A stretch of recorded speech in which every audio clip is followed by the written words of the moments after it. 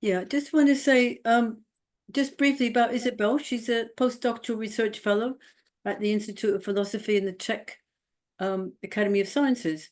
And relating to Ilyenkov, she co-organized the conference to celebrate Ilyenkov's centenary in 2024, which was called Images of the Ideal. And some of the ideas she's been talking about today were actually presented there in a, as a beginning of this study.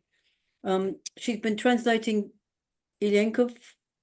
She's got translated him on Wagner and the cosmology of the soul. And also she's written a very helpful entry on him in the Encyclopedia for Russian Thought, which is definitely worth looking at. And in relating to today's subject, she's also written on Ilyenkov's ecology of personality. So she's I want to say she's a specialist in recovering thinkers that we never knew about and that are, that history has bypassed. So it's a fascinating research she does in that area. And speaking of people lost to history, she's tracing genealogies that nobody else has traced. I'm sorry, I'm having to admit people here. For me, it's really important because she makes a link between these very early ancient philosophers and traces a continuity to Ilyenkov and beyond, which I think really does help us understand these questions of what you could call first philosophy, which is can matter think and how does it think? And that's really my little intro about her for tonight. Just to say, Isabel's going to speak for about 25 or no more than 30 minutes, and then we'll have plenty of time for discussion, and we will finish around 7:15, no later than 7:30. So hope you all can stay for that. So it's over to you, Isabel. Thank you. Yeah, thanks, Corinna, for this kind introduction, and to both you and Kirill for having me speak and present in this group, which I'm attending over the last few years and learned a lot from. And I'm really glad that kind of Ilyenkov scholarship is communal, but also kind of grows. And it's very, very nice to see so many people here. So what I was thinking is to take you a little bit through the paper that some of you might have read beforehand, but also for those who haven't read, I will kind of give a shorter summary-like version of this chapter, which is coming out in a book that I'm co-editing with Trevor Wilson and Martin Küpper. And the book grows out of this conference that Corinna mentioned at the beginning that we had in Berlin last summer. And my chapter is dedicated to the soul, which is a kind of surprising topic to find in the work of someone who described themselves as a dialectical materialist thinker. And I was curious of tracing this and maybe making some creative readings with where this might lead us, both in the work of Ilyenkov, but also other Soviet philosophers. Okay, let me start. A person is not born with inherent qualities. Their body and mind are formed through social activity. Ilyenkov's philosophy can be distilled into one question: where does the mind come from? Which is also the title of one of his articles. Or, as he put it in his last essay, written just before his death in 1979, what is personality and where does it come from? In What is Personality? This is the essay I'm reading in this chapter primarily. Ilyenkov seeks to reconceptualize personality as an active and collectively entangled subject. He defines personality as that which is non-individual and yet truly singular. Just like there are no perfectly identical leaves, that is his example, water droplets or electrons. So it's non-individual, yet truly singular. What I trace in this chapter a little bit is the notion of personality, or lichnost in Russian, which radically differs from a Western individualist conception of person as derived from Roman law. Rather than persona, from Latin mask, lichnost evokes the face, a physiognomical theme that I argue plays an important role in Ilyenkov's essay. He writes there, a person without a face is like a clock without hands, a formless mass, a biochemistry of flesh. In my chapter, I read Ilyenkov's late text on personality through the lens of Ingmar Bergman's films The Silence and Persona, which is not coincidental, but Bergman is one of the reference points of Ilyenkov's essay, and he makes some interesting readings of Bergman's films there. And part 1 of my chapter, which is titled I and Non-I, then analyzes how Ilyenkov's theory of personality took shape through his involvement in deafblind education at the Zagorski experiment, and also how his kind of notion of thinking, or his conception of thinking, is entwined with his quite peculiar understanding of what a person is and what a human being is. And again, linking back to this definition of personality that I've just given you at the very beginning. So in the essay, Where Does the Mind Come From?, Ilyenkov recalls how one of his students, Alexander Suvorov, who passed away last year, was asked a question upon giving a talk. And you probably all know this famous quote. So Suvorov is asked, your case contradicts the old premise of materialism, according to which all that gets into the mind is necessarily developed and provided by the senses. So if these senses are damaged in deafblind children, how could your mind develop?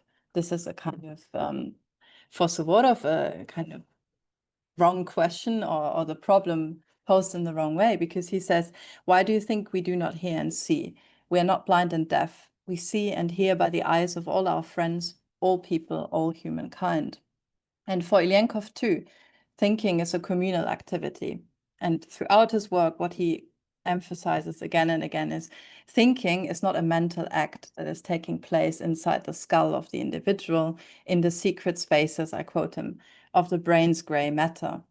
But thinking manifests itself in the entire, again, I quote him, non-organic human body that stands objectively over and against an individual human being. So we are born into this body, we are socialized into this body, and this is where thinking takes place as a social and socialized activity. In the same way, one is not born a person, but becomes one through these interactions. So pretty much, I think, well-known ideas to many in this group from Ilyenkov's work.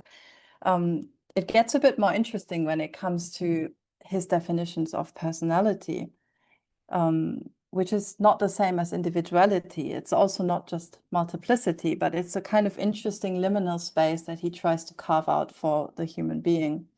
So it's a collective thinking body, and not, this is how he defines it in this last essay, but also a relation between at least two bodies, I and you, I quote, merged as if they were in one body of social and human ties, relations, interrelations. So again, personality is born from this kind of duality, which he also brings together with his reading of Marx's Capital and the figure of Peter and Paul, and how the subject is formed in between these two people. So that was part 1 of my essay, where I introduced these key conceptions. Part 2, we're now coming to the soul. So part 2 is titled, Where Does the Soul Come From? And it draws attention to this strange concept that really, once you found it in Ilyenkov's text, it comes up in almost every of his works. And I retrace this concept a little bit. And it's important, I was asked a few times, does he really write about the soul, or is it just spirit or mind? It's really dusha. So it's very important as a conceptual difference for him from the mind or the thinking subject. And he associates this multiple personality, which I introduced, with what is, I quote him, sometimes old-fashionedly called the soul. That very soul which each person knows as their self, as something uniquely unrepeatable, irreducible to any common constituent parts, and therefore fundamentally eluding scientific theoretical definitions, and even inexpressible in words. So there's this kind of mystical quality to the soul that he kind of fully gives into, and it's not spirit or mind, it's something else. He writes, the soul arises, that's my reading of Ilyenkov, the soul arises from the dialogical interrelation between two personalities. And he writes, one soul confronts another only as a set of its own palpably embodied, directly material manifestations. at least in the form of gestures, facial expressions, words, or actions. So not itself material, the soul is manifested in corporeal expressions, projecting itself on matter. So it's not material, but it is materializing. And you see why it's, as a concept, interesting for Ilyenkov, because it occupies a similar position like his notion of the ideal, which has the same problems. It's not really material itself, but it is, of course, taking an active part in materializations.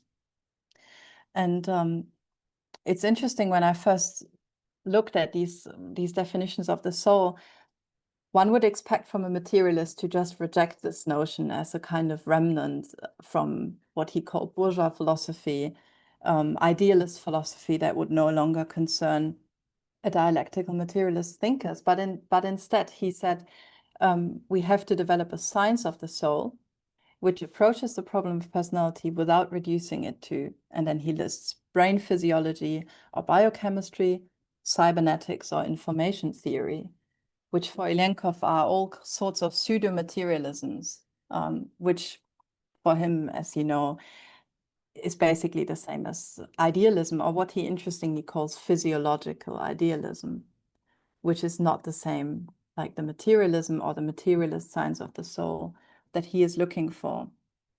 So a materialist theory of personality or soul is situated at the threshold of matter and mind. That makes it interesting. And I go into a little bit how Ilyenkov uses the notion of the soul to kind of mark these subtle differences between matter and ideality, relating this also to his notion of the ideal.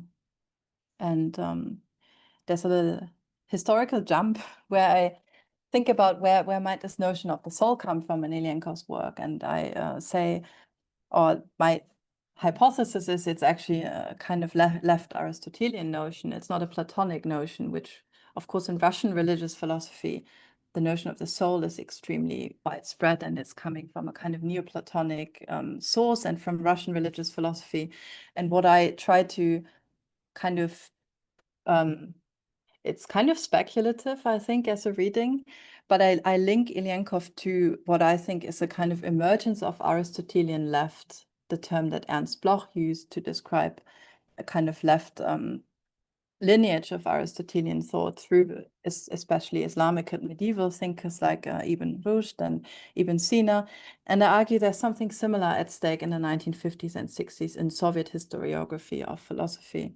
So there's a rediscovery, these ideas are in the air, and you can trace in the scholarship a rediscovery of people like Ibn Rushd in Soviet philosophy as a kind of folk that leads directly from Aristotle into dialectical materialism. So it's a kind of imagined history. I go a little bit into this line of transmission that I think is interesting.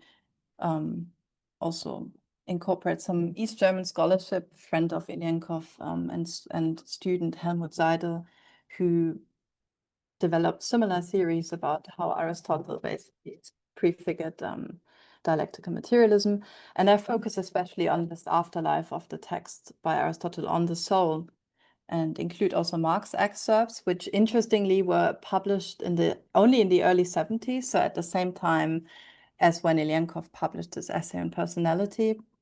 And they're very interesting Marx notes on Aristotle's On the Soul, and I include some readings of these notes as well.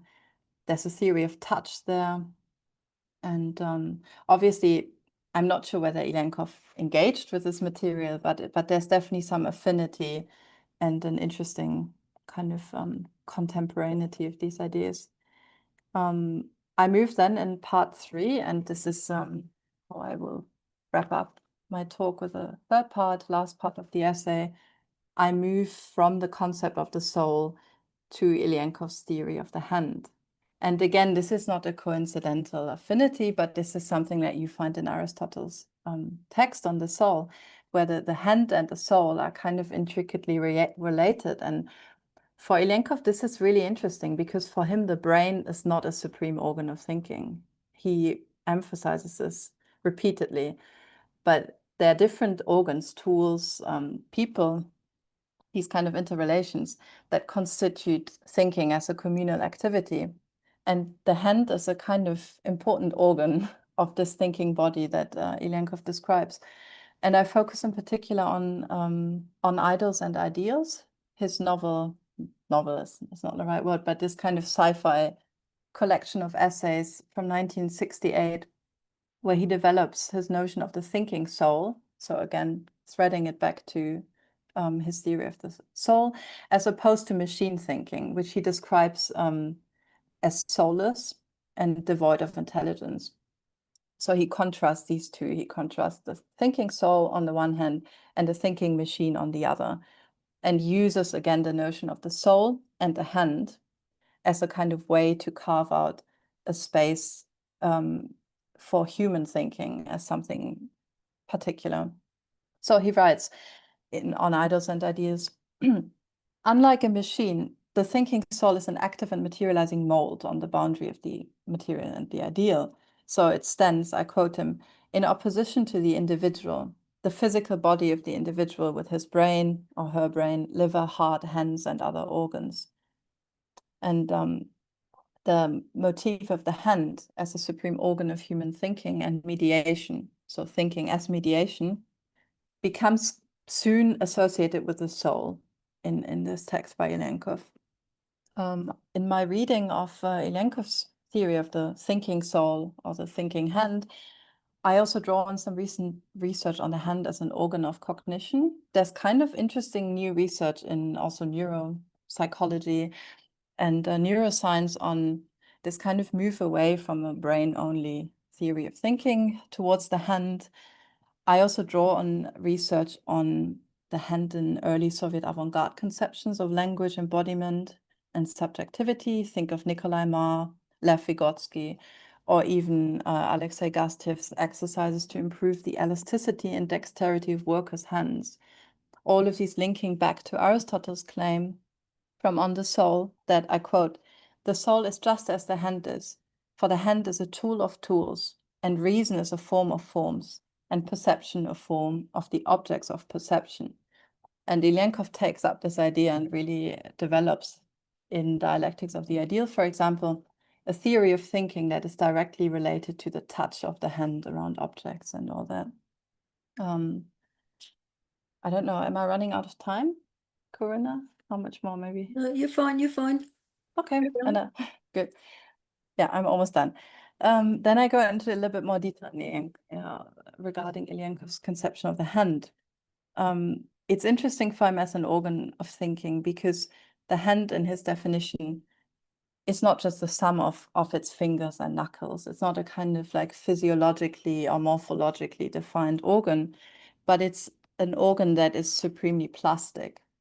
Ilyenkov did not directly develop a theory of plasticity, but Vygotsky did, arguing that the organic basis of thinking is not the brain itself, but I quote Vygotsky, the plasticity of our neural substance. So plasticity, from Greek plastein, to mold, allows matter to change its shape, leaving folds, bends, and traces. For instance, and that's Vygotsky's example, the track that a wheel forms on soft earth, bearing, I quote him, the imprint of the changes made by the wheel and facilitates movement of the wheel along this track in the future. And I think it's a really interesting theory of understanding of materiality as well that is at stake here, which kind of makes matter not just the bearer of imprints, but this imprinting is a kind of recursive process. And I think the role of active matter in Ilyenkov is also very interesting and kind of related to these topics I touched on. And again, the hand as this embodied organ of touch is kind of interesting here. Catherine Malabou, in her theory of plasticity, has emphasized the dual nature of plasticity as the capacity to receive form, clay is called plastic, for example, and the capacity to give form, as in the plastic arts or in plastic surgery. So like the brain, hands are both formable and formative, capable of creating and annihilating form, engaging in, I cite Malabou, sculptural molding and deflagration. Hands are not thinking machines, but they continuously reshape themselves and their environment. Their plasticity make hands unique organs of dialectical thinking, always reaching beyond the individual body into the world of objects and other bodies. the hand is both I and non-I, uniting these two poles of left and right. And this duality or this dialectical capacity is what makes the hand an interesting tool of dialectical thinking for Ilyenkov. Unlike a machine, the hand operates according to a dialectical logic, as Ilyenkov put it, on idols and ideals, capable of existing in two mutually exclusive states without breaking apart into two separate organ blocks. That's Ilyenkov speaking, which are in an oppositional relation to each other, but instead remains all the time one and the same. So you have here this kind of unity of difference, or this identity in difference, which is important to, of course, his idea also of dialectical thinking and dialectical logic. In the chapter, I go a little bit into Ilyenkov's critique of alienation as well, where he uses the hand as an example of the fragmentation of the body by capitalism, which demands not just the division between head and handwork, but he says it could even go as far as to divide its task between the right and the left, and then move on to the pinky finger, index finger, thumb, and so on. So it's kind of a beautiful metaphor of the division of labor and the fragmentation of bodies. And he also writes that only humans who can dispose freely over their hands are actually capable of thinking and are actually human subjects. There's a little detour I make into Derrida's theory of thinking as handwork. And I argue that there's some resonance with Ilyenkov's conviction that it is not the brain that thinks, but that there are kind of different organs of thinking, including people, animals, plants, tools, echoing Suvorov's claim that I have quoted earlier, and with which I want to wrap up, that we see and hear by the eyes of all our friends. So, thank you. Thank you, Isabel. It's amazing. Thank you very much. I'm going to hand over to Kirill at this point because he's the supreme facilitator. And you can either put your hand up or put a note in the chat. Yeah, that was great. I enjoyed reading the full essay. I hope that everyone here does read it in full, because there's lots of really rich material taking our thinking about Ilyenkov in really new directions. And in fact, so Ilyenkov's last essay, which is translated as "What is Personality?" It's not quite called that. I think it's interesting that, so the Russian title, "Что же такое личность?" It's almost like, what in the world is personality? So it's something he's grappling with. He's not giving us a positivist answer. I think what Isabel's doing really interestingly is reminding us of the difference between the kind of cybernetic or positivist types of materialism, where here is your definition and it's mechanistic. So I think it's a really nice invitation for us to push towards the speculative and open. It'll be great to have some questions and topics for Isabel and for us to discuss. So please do raise your hands. Ralph, to start us off.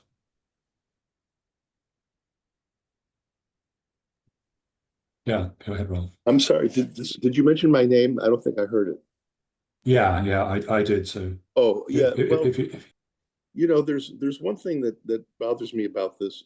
I understand the concept of personality and thought being a result of social interaction, but the extreme formulation that it is something communal and not individual, or that there's a merger of I and the other, I and thou, whatever it is. That conception that thinking is collective, I just can't buy it. In fact, if there's nothing more individual than thinking, because individual really has to, in a sense, be anti-collective in order to actually really think. Even though it's formed out of the whole history of interaction with other humans and human knowledge, I find that concept really lacking credibility. And even though if thought is still indispensable because of the evolution of the human hand and it's connected with the human body, it's obviously still a brain function in terms of the higher functions of thinking, like the kind of conversation we're having. So I just don't find it credible to go to the extreme concept of a merger of the individual with the collective. And I really don't understand the difference between the singular and the individual. Maybe that's a Hegelian conception. But as I say, to me, that's an extreme formula that I just do not believe in. Even though I can understand the general conception of the personality and thought developing out of social interaction rather than just coming out of the self. Okay, so that's a nice provocation that thinking is actually something that's very individual, seemingly the most individual thing. So maybe that's something, yeah, any of us here to expand on, to contribute to. Any other questions for Isabel before we kind of return to give Isabel a bit more time? Roy? Is my video on? Hello, everyone. I said in the chat that I was actually knitting while I was listening to this, and it's real. I'm really taken by this idea of thinking about hands and thinking and kind of the role of the haptic versus the role of language. So if we think about, even in Hegel, the importance of language is that which kind of is universal, is communal, it kind of brings people together, but also to think about handiwork as something that also brings people together, especially for people who have sensory deprivations and so on. Or even I lead a fiber arts group in my faculty union, and I was teaching someone how to crochet, a faculty member. And I don't think I've ever touched a faculty member as much as teaching him how to handle his yarn, right? And it was a really interesting pedagogical moment because usually as professors, we just lecture, but here's a moment where we're actually touching each other and actually spreading a certain kind of knowledge collectively. Thanks. I think those two comments also interact in quite interesting ways. Isabel, would you prefer to take some more, or do you want to respond to anything? Maybe I respond to these two before we take more. I think so. Thanks to Rob, I think what you bring up is kind of the elephant in the room for most Soviet philosophers. It's like, how do you reconcile a notion of the individual with a kind of collective, or the idea that actually thinking is in the space of socialization or communality? I think that's a huge problem. And Ilyenkov is also aware of this problem, I mean, of like lapsing into maybe something almost like animism, where everything thinks and everything thinks the same, and all matter kind of can lapse into this state of consciousness, which in cosmology of the spirit, it becomes a problem. But even in his reading of Capital, he speaks about what about stones also participate in this communal activity. And I think there's a tension that he's very aware of and that I find also interesting. And the reason why I find his theory of thinking compelling is because it kind of breaks down this boundary of interiority and actually say thinking is something that happens here and it's just me, and it's kind of detached from any social interaction. And I think it's also interesting to read it with Vygotsky and his theories of inner speech, and to think about this role of interiority. What I find convincing, though, in Ilyenkov's account is he's not just saying we are all thinking the same and we're all a collective, but he's really interested, especially in the essay on personality, on the capacity for true creative thinking, which he says is a diversion from social rule or convention. And it is actually the individual being enabled to and capable of making their own rules or kind of shaping the game or the language game that is played. And I think this is an interesting space that is always carved out for the individual. And the question of touch and the importance of touch, I think this is also what is interesting in Zagorsk as a pedagogical experiment, is actually it's so crucial to learning and to collective learning is the idea of touch. And of course, in like our academia or our academic landscape, the body is kind of totally withdrawn from anything we're doing. And there's, of course, the haptic is completely subsumed under language. I think it's an interesting observation to think what of Ilyenkov's pedagogy really relies on this embodied experience. Thanks. Matvey? Yeah, hi everyone. Isa, thank you so much for the presentation. I had maybe a kind of a more specific question. on the paper. So you mentioned Alexander Bogdanov as one of the kind of potentially, and correct me if I'm wrong, potentially kind of rivals in some form with the cybernetic or information theory that Ilyenkov wouldn't take serious, or at least in some way kind of try to propose his theory against.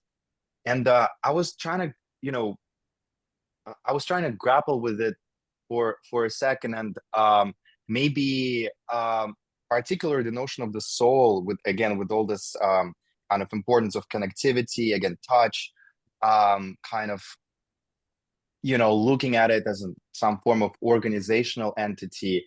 It just like ultimately felt, at least, as potentially some form of reconciliation of that tension between Bogdanov and Ilyenkov, and the other more like dialectical materialist school, because particularly in Bogdanov's techtology, there's this essence of the kind of an object as, again, organizational kind of element, rather than in a way just a consequence of some form of understanding it as a predeterminate structure, or so on and so forth.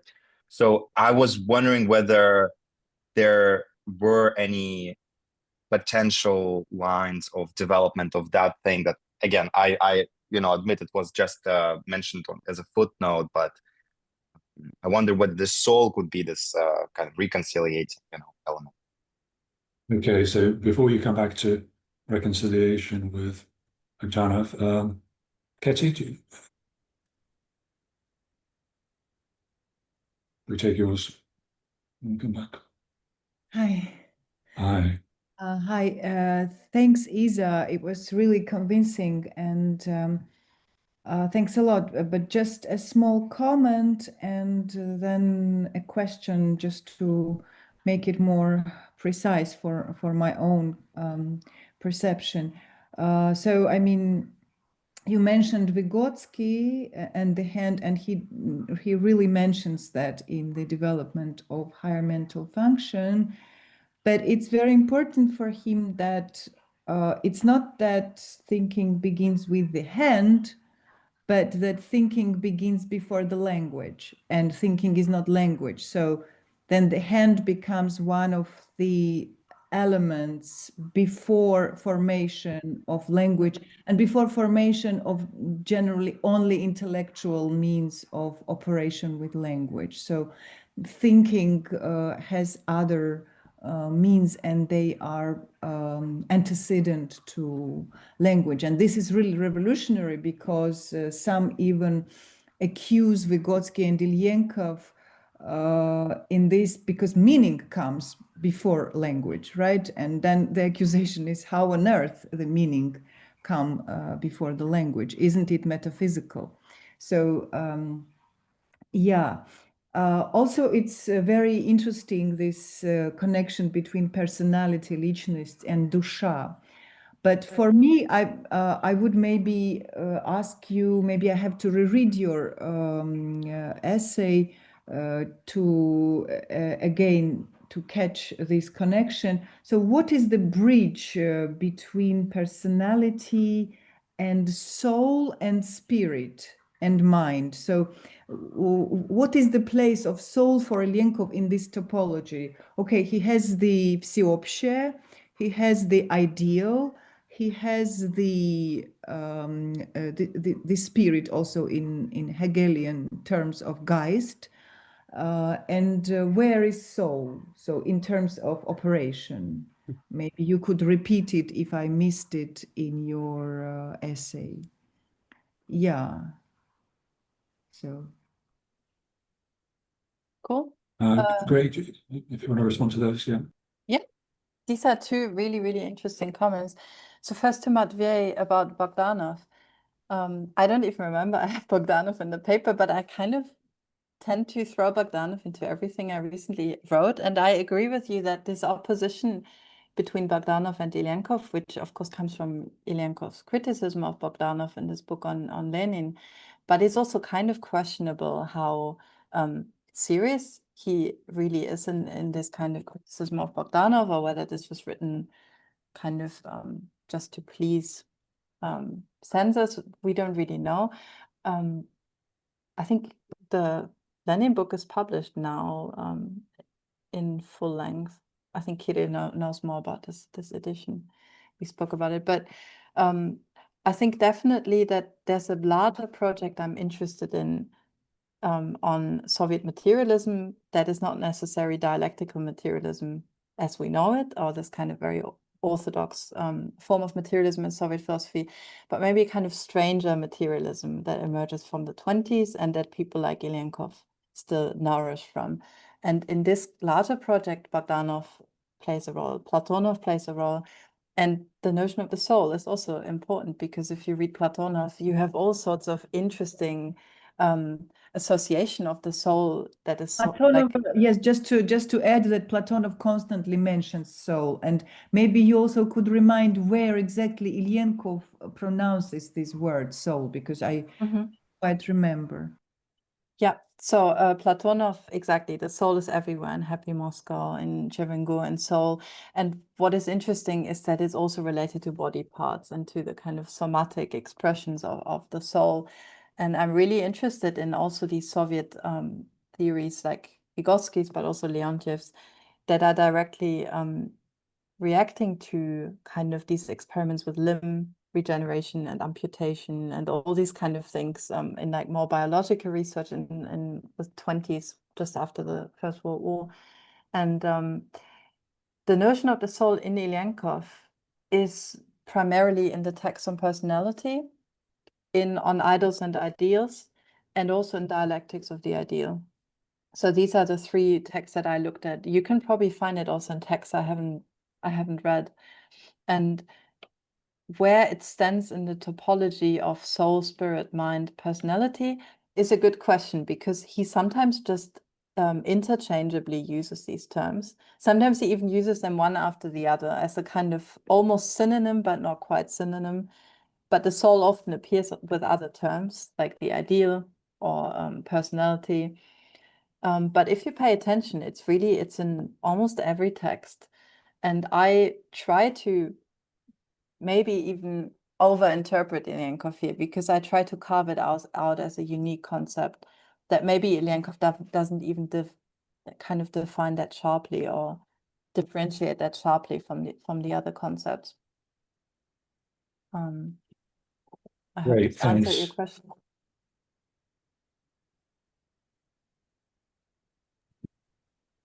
Okay, and Georgios next.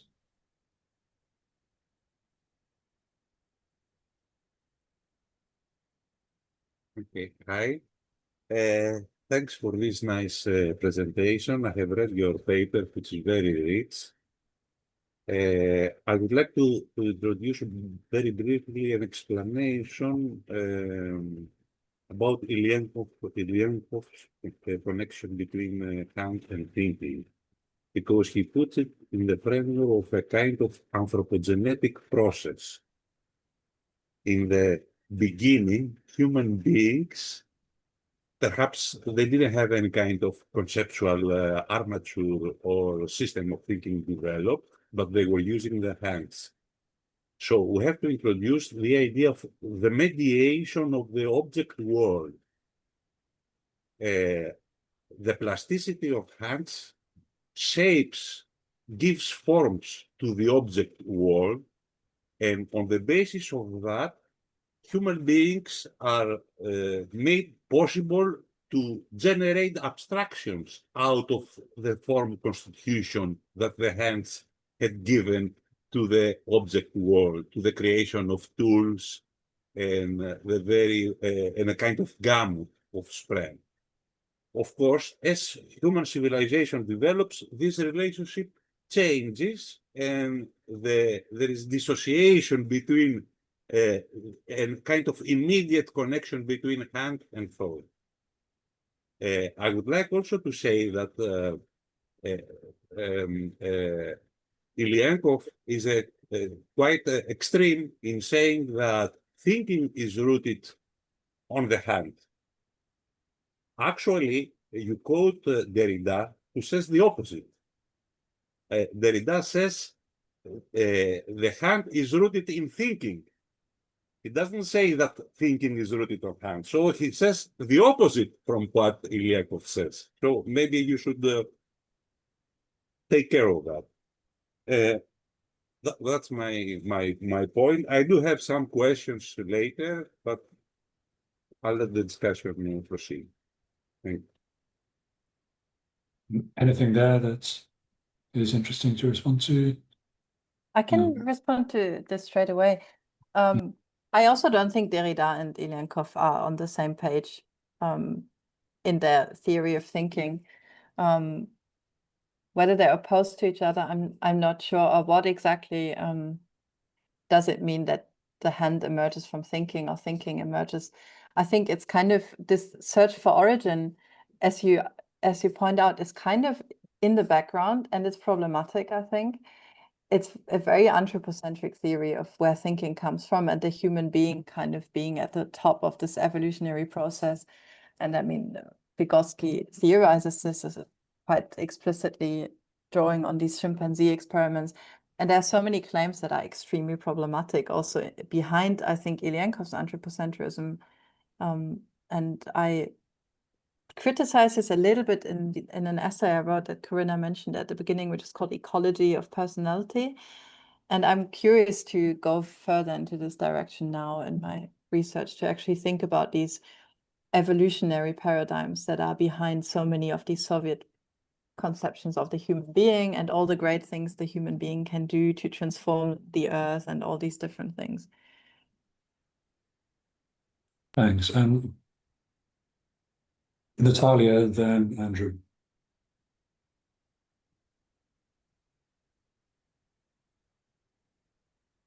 Muted, Natalia. Yes, sorry.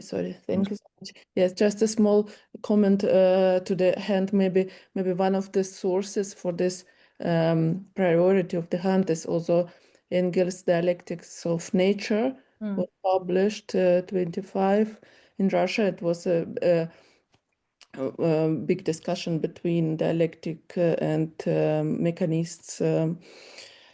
mechanicist philosopher, and I think Ilyenkov, in opposite to Bogdanov, is belonging more to the dialectics, and Bogdanov is staying in this mechanicist part of Marxist thought, and it is this essay or part of this Dialectics of Nature introduction in the old dialectics. And I just have this piece, this point in German, that the hand is actually the first organ to deal with nature and to build tools and so on. And then after hand is emerging the brain. So this is this connection. Hand is primary and brain is secondary. This is this maybe I just read in German a piece. Ja, selbst die Dampfmaschine, bis jetzt sein mächtiges Werkzeug zur Umgestaltung der Natur, beruht, weil Werkzeug in letzter Instanz auf der Hand. Aber mit der Hand entwickelte sich Schritt für Schritt der Kopf. Kam das Bewusstsein zuerst den Bedingungen einzelner praktischer Nutzeffekte und später bei den begünstigteren Völkern daraus hervorgehend die Einsicht in die bedienenden Naturgesetze. So this is this Engels connection. Maybe you could use it also in this nice overview about the hand discussion this time. Andrew, will you come back about English? Yeah, I was quite surprised at the way you were formulating Ilyenkov on the ideal or the personality or the soul, all of these things being sort of halfway between, or maybe you were talking about the soul as being halfway between material and ideal. those kind of formulations, I don't think that doesn't strike me as right in terms of how Ilyenkov approaches things. So I'll give a couple of examples. So in terms of when he talks about ideal forms, he'll talk about one object, purely a material object. It's an ideal form. Why? Because it represents another material object. So it's very clear there are two material objects, and within a process of activity, you're getting one of them serving to represent the other, the essence of the other. So it's much more precise, and there's a materialism to it. There's one material object representing another material object, or the essence of the other material object. He's not saying that it's betwixt and between ideal and material. That's very fuzzy and leads to problems, I think. I think the other point would be the universality and the infinite nature. The ideal is, if you like, marked an expression of the universality of the human mode of activity, the mode of activity of thinking things, and that's all bound up in what the ideal is.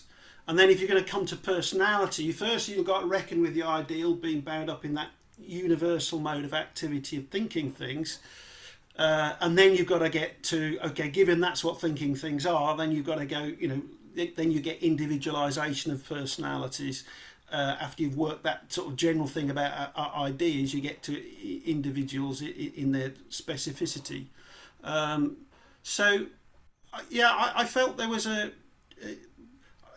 I did then look through your paper to see if there's anywhere where Ilyenkov was actually formulating it like you were, as sort of a betwixt in between formulation. I didn't see it in the paper. Maybe there is in the actual piece on the soul, on personality, which I'm now going to have to go and read because I'm quite worried. Thank you.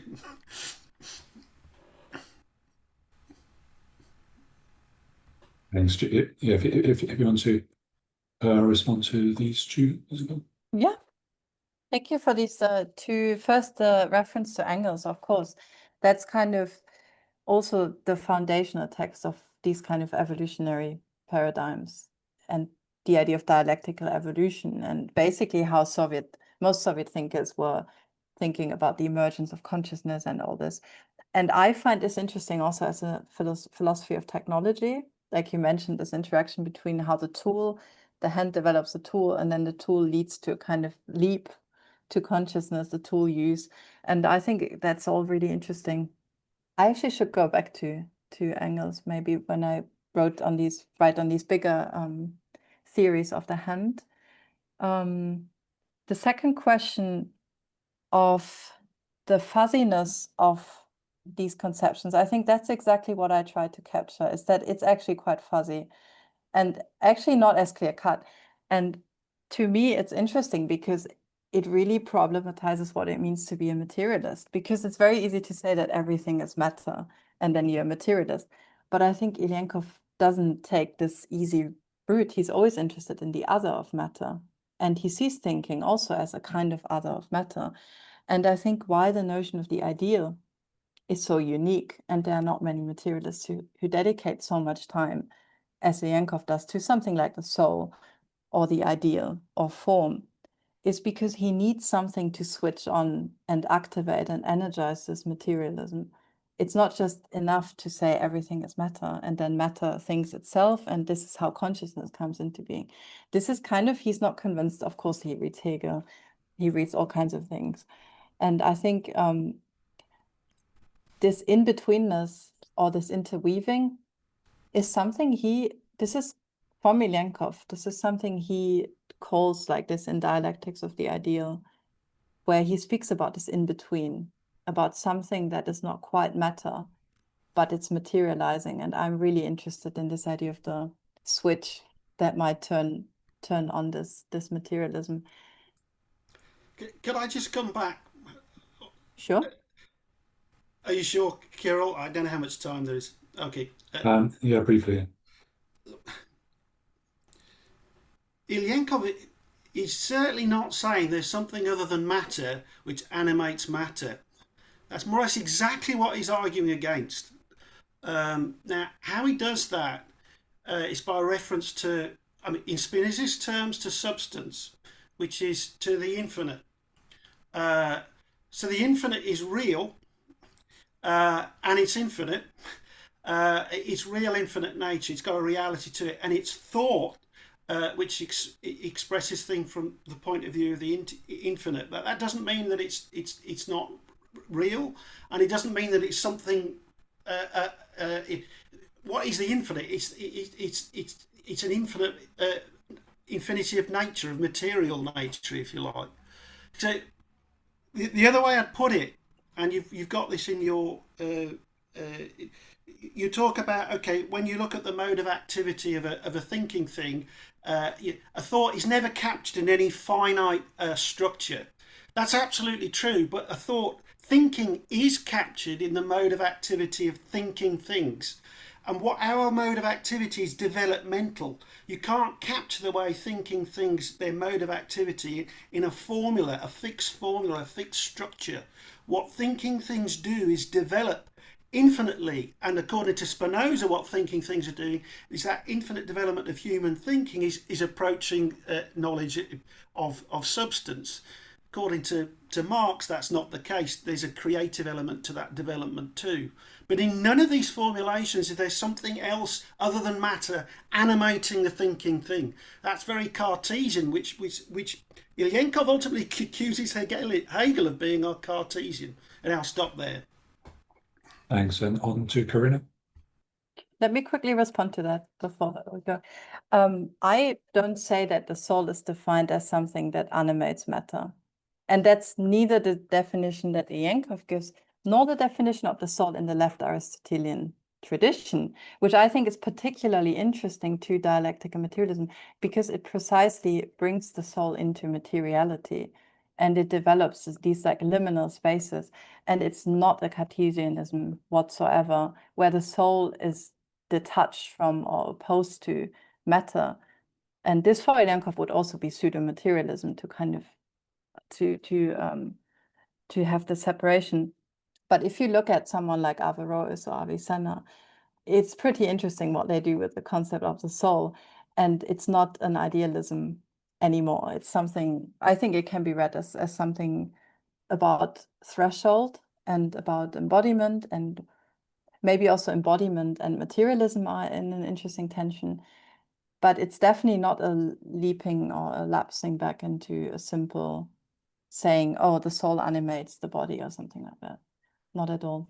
Sorry. Yeah, Corinna. Yeah. I'm hoping I can resolve this contradiction between Andrew and Isabel. Because Andrew kind of took the words out of my mouth in the respect to the question of the infinite movement of matter, and the relating to Ralph's problem right at the beginning about the personality. Where does the individual personality come in all this process? And of course, the fact that the individual personality is also infinite. It has that mystery of infinity within it, precisely because as Andrew's pointed out, this relationship between matter and mind, matter and the soul, is infinite. It's an infinite relationship.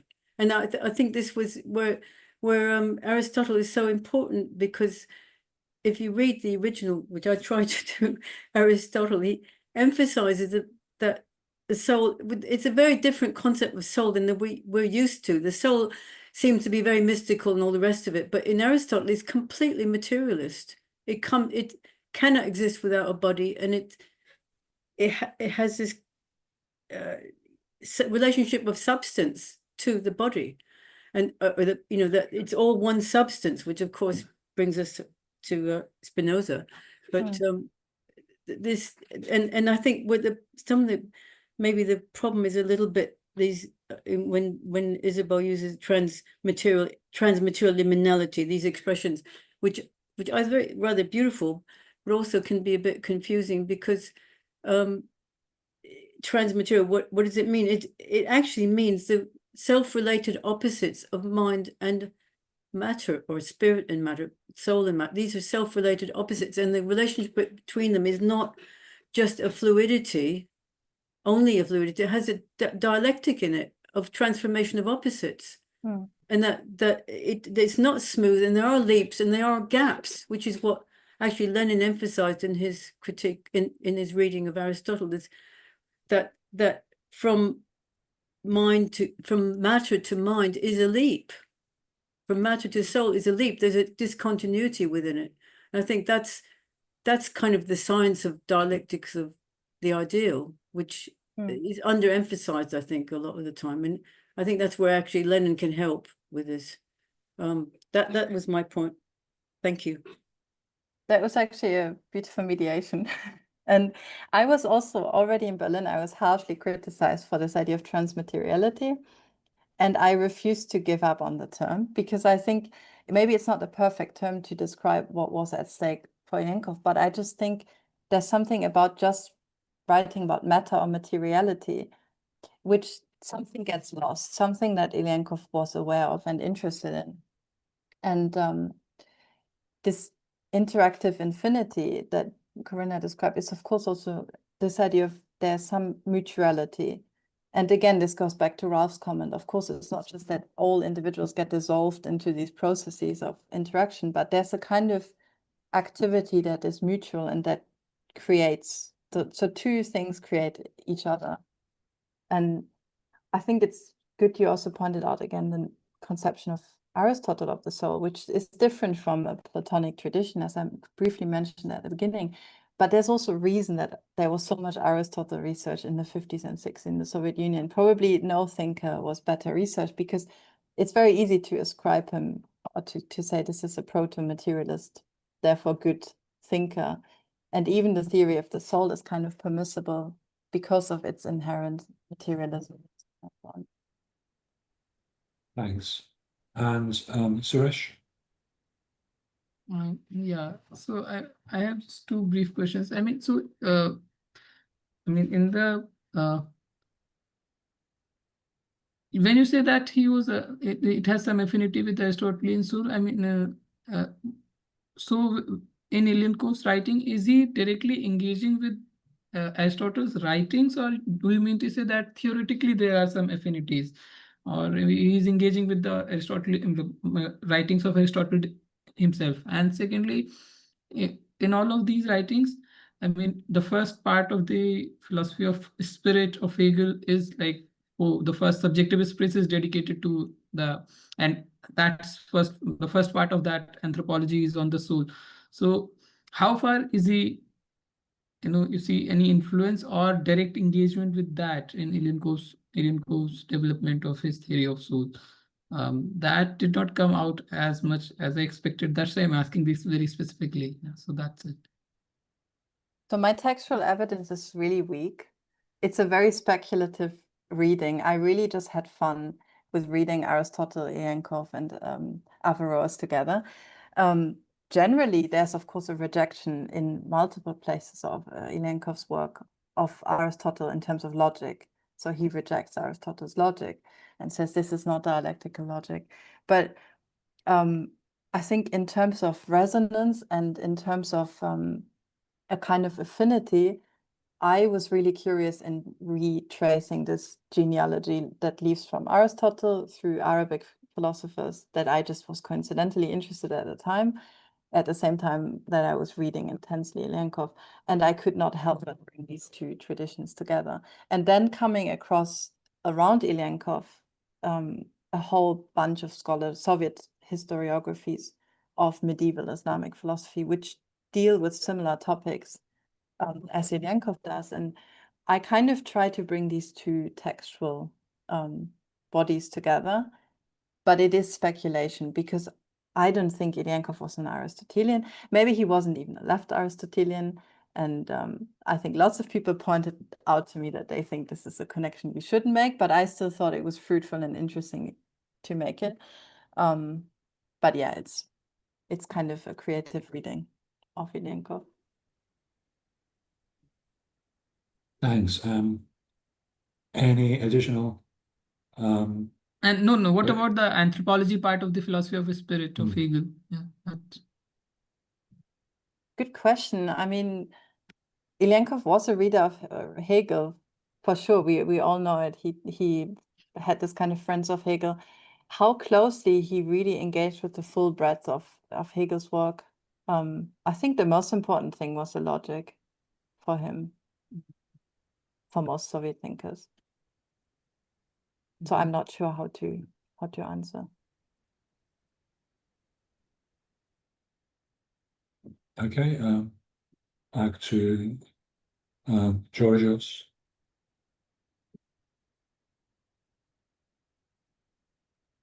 And then Paul. Let me say something concerning the connection with Hegel. You discuss the formation of personality in Ilyenkov as a kind of social interaction, let's say, between the I and the non-I. Okay. Still, this is a negative relation.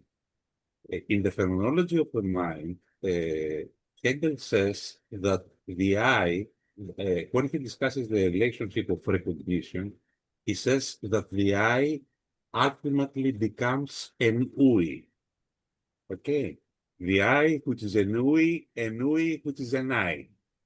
This introduces the idea of collectivity and communality as a universal aspect. In other words, that each individual unit or each kind of individual embodies the universal through this kind of constitution as a NUI identity, which is a term that you don't use in your paper. In other words, you don't move to a higher level of abstraction. You just remain to a kind of intersubjective understanding of the relationship Ilyenkov argues about. But actually, Ilyenkov goes a step higher in terms of abstraction and adopts this kind of Hegelian idea that humanity, in a sense, becomes identified within the individual. And this is, I can also use that as a kind of critique, if you like, the way you read the dialectic between Peter and Paul in Capital, because you use the term mirroring, that Peter mirrors Paul. This is a mistake. This is an error. Marx says Peter is represented in the body of Paul. In other words, the body of Paul represents the humanity. He recognizes that he is a human being, a member of the human species, through the body of Paul, and vice versa. So we don't have a relationship of duality. We have a chiasmus. We have a chiasmatic relationship. Okay, and this is a relation of recognition. And actually, Marx uses this schema to explain the relationship between exchange value and use value. The exchange value, the social relation, is represented by the body, by the use value, by the material. I don't know if there's anyone else, but I've lost. In the commodity. That was my point. Okay. Yeah, before you come back to that, Paul, if yours keeps. Yeah, I mean, I want to shift the ground a little bit altogether. So I don't know if it kind of fits with the last comments, but I just want to ask you, Isabel, because I think you might have an interesting take on it, is how you see Ilyenkov's work in relation to the recent developments in artificial intelligence. Because I know there's a point where Ilyenkov talks about how machines aren't creative, in the sense that he uses the example of a compass. He says a compass is an incredibly useful tool to have because it draws circles better than a human hand could do it. But that's all it can do. It can't draw squares triangles or anything else. It just draws circles. But of course, with the development of AI, that isn't quite true anymore, because the development in AI is to develop learner programs where the actual programming of the machine alters as it learns. And just as a slight follow-up to that as well, there's a current term that's going around at the moment, a bit of a buzzword, called the enshetification of the internet, which means how the internet gets worse and worse, which is a kind of an empirical observation, but it just gets gradually worse. And there's lots of theories about why this is. One idea is that because machines aren't creative, what's happening is they're sucking creativity, if you like, off of previous human creativity and just regurgitating the stuff into another mass with no additional creativity. So subsequent machines that come along just feed off this depressing mass that's slowly sinking of creativity. And so you get the enshetification of the internet, as it were.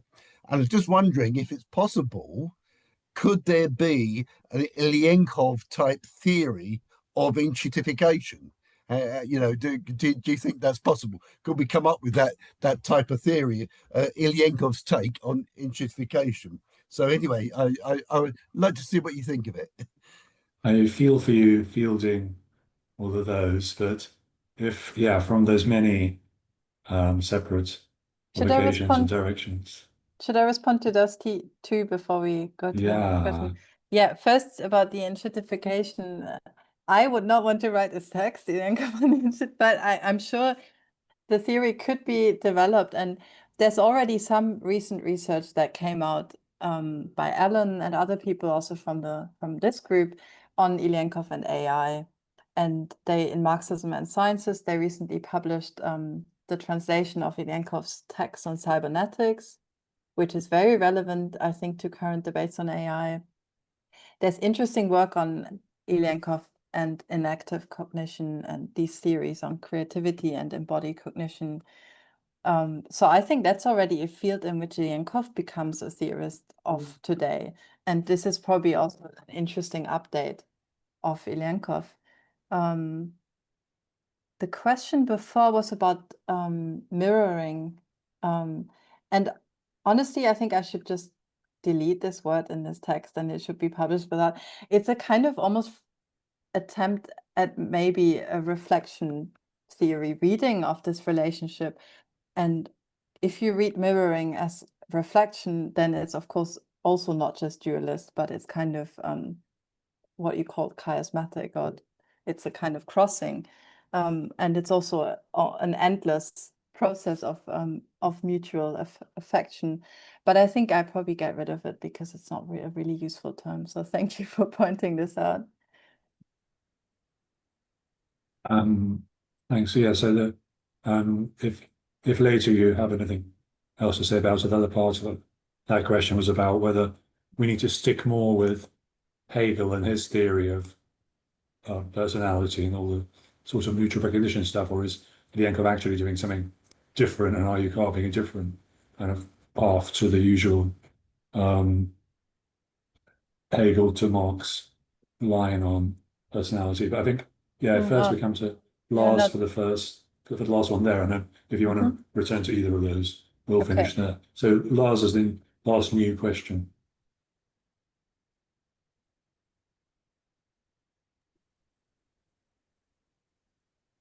Okay, I have a question about materiality. And ever since I read David Pepper's book, 1999 book, where it says that the problem of the ideal is the problem of the status of non-material properties in the material world. And you also have something similar, that the soul is an immaterial thing. The soul is incorporeal, yet moves material bodies. And to me, this is something very confusing. How should we actually understand something in immaterial in a dialectical materialism. Should we just stop by saying that there are immaterial things there, or shall we try to actually articulate this more? And I can't really understand how this would be developed, you know. Okay. Thank you. Should I reply to these two? So yes, first, please, yeah. first the Hegel question about recognition and Ilyenkov's reading of Hegel. I think what might be an interesting or creative adaptation of Hegel's theory of personality in the Soviet Union is this whole theory of culture, which I think is quite unique to the Soviet theoretical context. And it's not that widespread, I think, in Western Hegelianism that you think so extensively about culture as this kind of space of universal humanity. And this also links to Lars's question about the immaterial, because of course culture is something that is related to the sphere of the ideal for Ilyenkov, but that doesn't make it immaterial. And I don't think you can even speak of immaterial things. Even the word thing is kind of wrong, and also the ideal is not immaterial. But still he has the necessity to introduce the notion of the ideal. This is, I think, what I'm after, and I think Ilyenkov was confused about it as much as we are.